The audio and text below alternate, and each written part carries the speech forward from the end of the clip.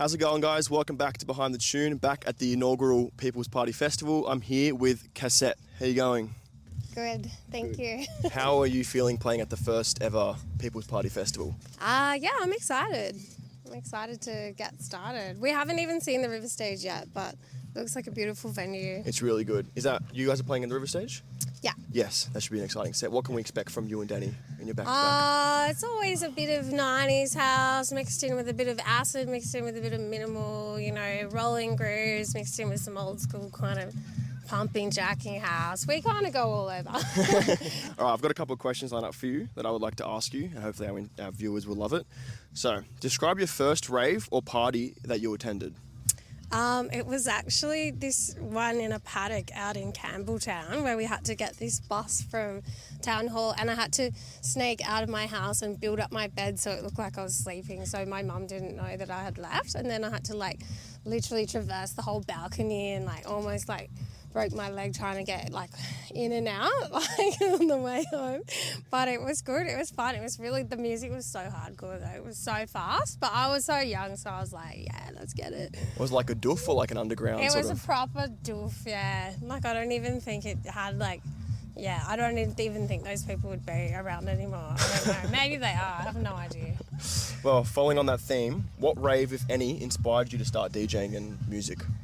I think it was, my older sister and my older cousin were dating DJs, and I was I was underage, but I was actually more into hip hop through high school, and then I think it was when I kind of started going out with them, and I got exposed to this whole house world, and all these kind of cool clubs, and there was a lot more clubs kind of years ago than there are now. Although it's kind of reviving again now, but yeah, it was I just really liked house music. I knew from the moment that I was inside a nightclub and just saw the way it was all designed, and I just knew that that's kind of where I wanted to spend more time. So it wasn't one defining event, it was sort of a bit of everything? Yeah, it was a combination of defining events. It was a combination of experiences, yeah. Well, going off of inspirations, what is Bodywork and what inspired you to start the brand? So Bodywork is all about, music you want to dance to. So fun house that's not necessarily house that everyone knows. You're still educating the crowd, and but it has to be dance worthy. That was the whole thing. Because I remember when we started Bodywork, we felt like a lot of the parties were really boring and no one was really bringing a vibe, and we were okay, because we've been DJing for a long time, we have a very diverse collection of music, and we wanted to bring that kind of fun 90s hip house kind of sound, which has kind of been having a rebirth lately, and bring that back and bring that fun vibe back, so that people aren't just standing around chin stroking who's got the latest unreleased vinyl. But it's who cares if it's not a good track? You know what I mean? A good track's a good track, whether it was made 10 years ago or yesterday.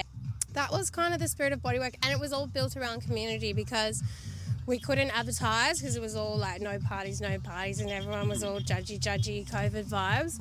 And so we had to build it all through word of mouth and community. And we did I think it was an illegal warehouse party. Like everyone usually starts. Yeah, and it was so good. And lucky we didn't get shut down. And everyone had the best time. People were so grateful to have, a social experience, because everyone would be so cooped up. And then it all kind of just grew from there. And a lot of those people still come to our parties. Yeah, that's awesome. When you say we, you mean you and Danny? Yes. How's it been working with her, with Bodywork? Yeah, great. So we've been friends for many years, so it was nice. And she lived in Berlin for many years, so I would only see her when I went back to Berlin. But we would always have the most fun and go clubbing and, just have the best time. And then so when she moved here, we thought perfect timing to start something together. To end it off, what is a piece of advice that you'd give to DJs starting off, especially during times where they lack motivation? People ask me about this all the time, and my number one piece of advice would be build your own community and support the communities around you. Do not just email or message people and expect them to book you just because you've sent them a message. Don't even expect them to reply to you just because you've sent them a message, because you're just another number when you're doing that.